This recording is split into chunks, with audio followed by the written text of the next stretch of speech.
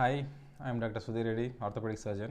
So today మనం last వీడియోలో actually osteoarthritis అంటే ఏంటి, మోకాలు అరుగుదల అంటే ఏంటి, అవి ఎన్ని స్టేజెస్ ఉంటాయి, దానికి టాబ్లెట్స్ అంటే ఏంటి, ఏమేమి ఎక్సర్సైజ్ చేయాలి, ఏమేమి ఎక్సర్సైజ్ చేయకూడదు అండ్ ఇంజెక్షన్స్ ఏంటి, ఆ తర్వాత ఏంటి అనే ఆప్షన్ గురించి మనం మాట్లాడాం. సో ఇంజెక్షన్స్ కూడా ట్రై చేసాం sir. Next option final stage, అంటే మనకు ఒకవేళ అరుగుదల అనేది ఉంది, డాక్టర్ దగ్గరికి వెళ్ళాం సార్, అక్కడ డాక్టర్ మీది సివియర్గా అరుగుదల ఏర్పడిందండి, ఆపరేషన్ చేసుకోవాలని చెప్పారు, మోకాళ్ళ కీళ్ళ మార్పిడి ఆపరేషన్ చేసుకోవాలని చెప్పారు అని చెప్పేసి అడుగుతూ ఉంటారు.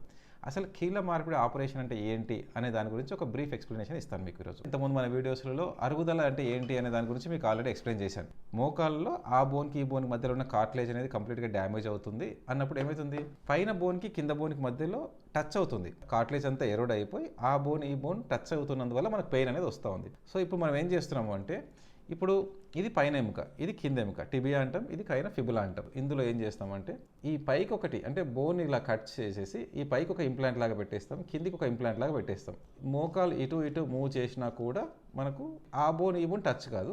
ఈ ఇంప్లాంట్స్ అనేవి పెట్టేసినందువల్ల ఈ బోన్ ఇంకా టచ్ కాదు, పెయిన్ అనేది అసలు ఉండదు. సో ఒరిజినల్ ఇంప్లాంట్స్ ఎలా ఉంటుంది అంటే ఇలా ఉంటుందండి. దిస్ ఈజ్ ద ఫీమర్, అంటే మనకు పైకి పెట్టే ఇంప్లాంట్. బేసికలీ మనం ఇది ఉంది కదా, దీన్ని పైన బోన్ని కట్ చేసిన తర్వాత ఫీమర్కి పైకి సిమెంట్ లాంటిది పెట్టేసి పైకి ఫిక్స్ చేస్తాం.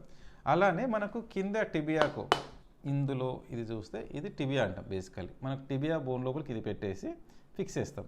సో కింద బోన్ లోపలికి ఇలా ఫిక్స్ చేస్తున్నాము, ఇది పైన బోన్కి ఇలా ఫిక్స్ చేస్తున్నాము. అకార్డింగ్ టు ద సైజ్ మనకు ఒక ఇంప్లాంట్ అనేది వస్తుంది. అంటే మనకు ఒకటి పాలీ అనేది ఉంటుంది.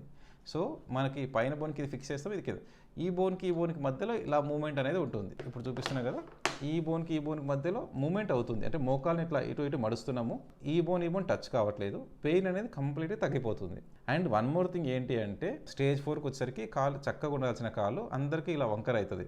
బెండ్ అయిన దాన్ని కూడా మేము ఈ ఆపరేషన్లోనే స్ట్రైట్ చేసి ఫిక్స్ చేస్తాం, అంటే కాలు చక్కగా అవుతుంది.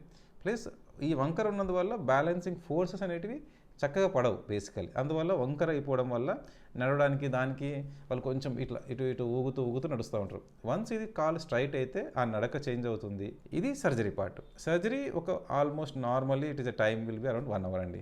ఈ 1 అవర్ సర్జరీ చేసిన తర్వాత దీని ప్రోటోకాల్ అంటే ఎలా ఉంటుంది, ఇది ఏం చేస్తాము ఏంటి అనేది మనం ఎక్స్ప్లెయిన్ చేస్తాం. ఒక్కసారి సర్జరీ ఏంటంటే will be staying in the hospital for 2 to 3 days అనేది హాస్పిటల్లో ఉంటాం. వన్స్ ఈరోజు సర్జరీ అయిపోయిన తర్వాత నెక్స్ట్ నుంచి నార్మల్ నడవడం అంతా కూడా స్టార్ట్ చేస్తాం. మోకాళ్ళ కీళ్ళ మార్పిడి ఆపరేషన్ అయిన తర్వాత దీని రికవరీ ఎలా ఉంటుంది అనే వీడియోని మనం నెక్స్ట్ వీడియోలో తెలుసుకుందాం.